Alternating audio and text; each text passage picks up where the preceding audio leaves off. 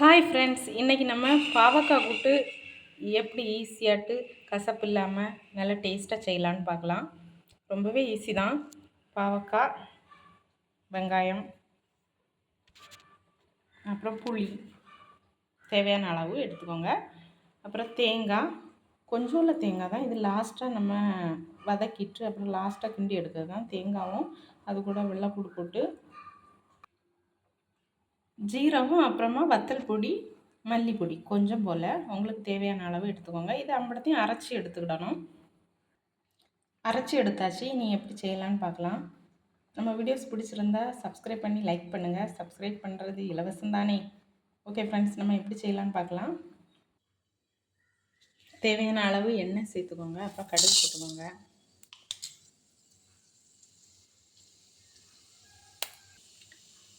கடுகு பொரிஞ்ச அப்புறம் வெங்காயம் சேர்த்து வதக்கிக்கோங்க.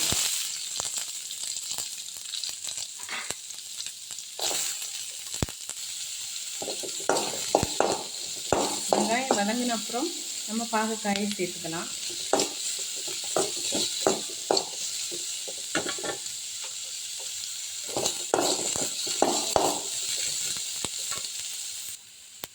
வெங்காயம் வதங்கியாச்சு. நம்ம பாகக்காயை சேர்த்துக்கலாம்.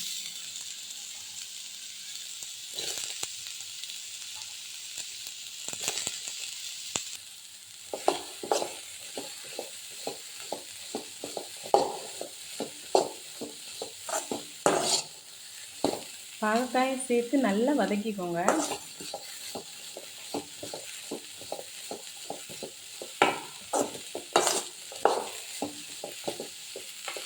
இனி நம்ம மஞ்சள் பொடி சேர்த்துக்கலாம். மஞ்சள் பொடி சேர்த்து நல்லா கிண்டிக்கோங்க.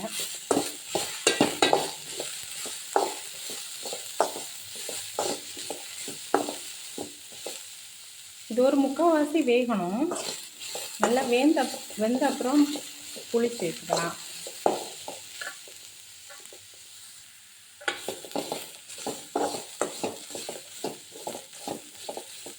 நல்லா வேகும்போது தெரியும், கலர் சேஞ்ச் ஆகும்.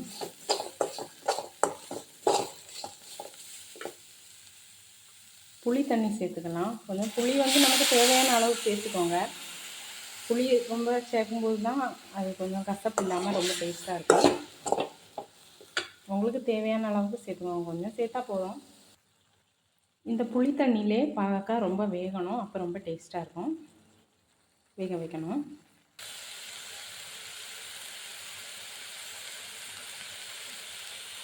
தேவையான அளவு உப்பு சேர்த்துக்கோங்க. வேகட்டும் சேர்ந்து. நல்லா வேக வைங்க. நல்ல வெங்காயம் தான் ரொம்ப டேஸ்ட்டாக இருக்கும்.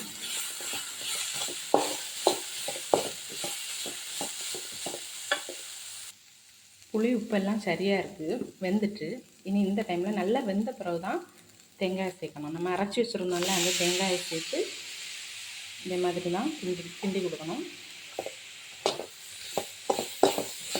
இனி இதுவும் இந்த தேங்காய் மணமும் போகிற வரைக்கும் கிண்டி கொடுத்து அப்புறம் இறக்க வேண்டியதுதான். ரொம்ப ஈஸி, ரொம்ப டேஸ்டியாக இருக்கும். உப்பு புளி எல்லாம் கரெக்டாக இருக்கான்னு பார்த்துக்கோங்க. இந்த தேங்காய் பச்சை ஸ்மெல் போகிறது வரைக்கும் நல்லா கிண்டி இறக்கிற வேண்டியதான். அவ்வளோதாங்க. ரொம்ப சிம்பிளாக ரொம்ப டேஸ்ட்டாக இருக்கும். கசப்பே இருக்காது. ரொம்ப டேஸ்ட்டாக இருக்கும். பார்த்திங்கன்னா இந்த மாதிரி வரணும். தண்ணி எல்லாம் நல்லா வற்றி அழகாக தவற மாதிரி வரணும்.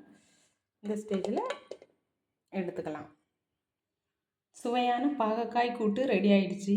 புளியும் உப்பும் கரெக்டாக நம்ம சேர்த்தாலே பாகக்காய் கூட்டு ரொம்ப டேஸ்ட்டாக வரும். புளி உப்பு இந்த ரெண்டுமே சரியாக இருக்கிற மாதிரி பார்த்து செய்யணும்.